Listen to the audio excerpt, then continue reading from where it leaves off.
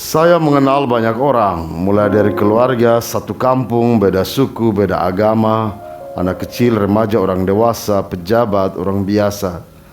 Semuanya saya yakin ikut membentuk karakter saya, menolong saya menemukan titik kuat dan lemah dalam diri. Begitulah makna berelasi dengan sesama. Dari semua orang yang saya kenal, saya membagi sendiri dua tipe karakter manusia. Pertama, ada manusia yang mampu menjaga relasi. Orang seperti ini adalah orang yang mau menerima keberadaan orang lain.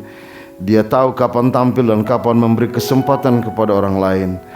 Dia bukan tipe orang yang suka memanfaatkan orang lain, bukan orang yang sengaja melakukan sesuatu sehingga kepentingan pribadinya terdistribusi. Dia menempatkan relasi, artinya ikatan bersama, menjadi yang utama, bukan diri dan segalanya tentang diri. Karakter manusia kedua adalah manusia yang memanfaatkan relasi. Karena karakternya adalah suka memanfaatkan, maka jangan heran dia mudah bergaul dengan siapa saja, mudah memberi statement dan janji. Dia bisa mencela orang lain untuk membangun mimpi-mimpi besar, namun ujung-ujungnya kosonglah. Jika seseorang tak masuk kriterianya, maka percayalah dia akan menjadikan orang itu sebagai musuhnya, membuangnya, bahkan dengan mudah mengadu domba dengan orang lain. Orang pasti bertanya, kok bisa? Ya bisa. Buka Alkitabmu dan coba buat semacam catatan biografi dari dua tokoh, Yonatan dan Absalom. Yonatan itu anak raja. Waktu itu katanya pamor Daud yang naik tiba-tiba membuat Raja Saul, ayah Yonatan, begitu membenci Daud. Tetapi Yonatan mengambil sikap yang lain. Dia memilih membangun relasi dengan Daud sampai akhir hidupnya, dan dia benar-benar menjaga relasi itu. Berbeda dengan Yonatan, tokoh lain yang juga anak raja secara diam-diam berencana mengambil alih takhta kekuasaan Daud, ayahnya sendiri. Menarik jika saudara membaca bagaimana strategi yang dibangun Absalom.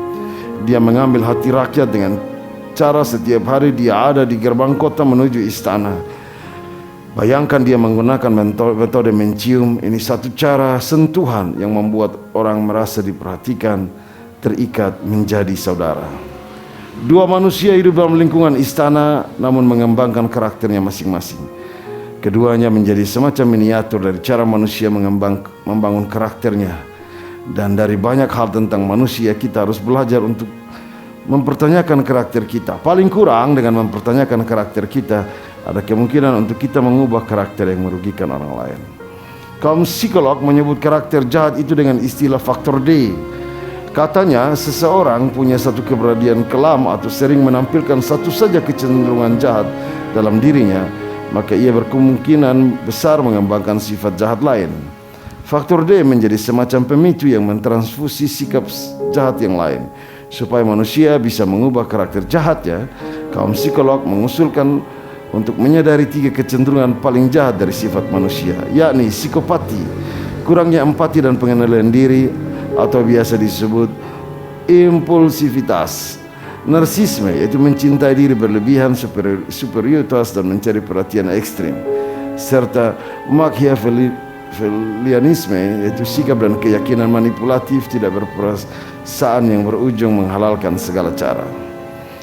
Berbeda dengan kaum psikolog, kaum filsafat seperti Bergson mengatakan bahwa yang namanya manusia itu memiliki kepribadian dengan keunikan yang disebutnya kemampuan intelijensi. Intelijensi menolong seseorang menempatkan dirinya dalam natur diri dan dunia, sampai akhirnya setiap orang memiliki yang namanya tata tertib sosial. Saya masih percaya pada manusia itu sendiri, yaitu kemauan untuk berubah. Dengan akal budi dan nuraninya sangat menolong manusia untuk terus mengedit wawasannya sampai menemukan standar karakter yang bermutu. Sebab menurut saya, sehebat apapun konsep dan wawasan tentang suatu karakter, semuanya berpulang kepada yang bersangkutan, kepada diri sendiri. Benar kata firman Tuhan, karena itu matikanlah dalam dirimu segala sesuatu yang duniawi, yaitu percabulan, kenajisan, hawa nafsu, nafsu jahat, dan juga keserakahan, yang sama dengan penyembahan berhala. Semuanya itu mendatangkan murka Allah. Kolose pasal 3 ayat 5 sampai 6. Amin.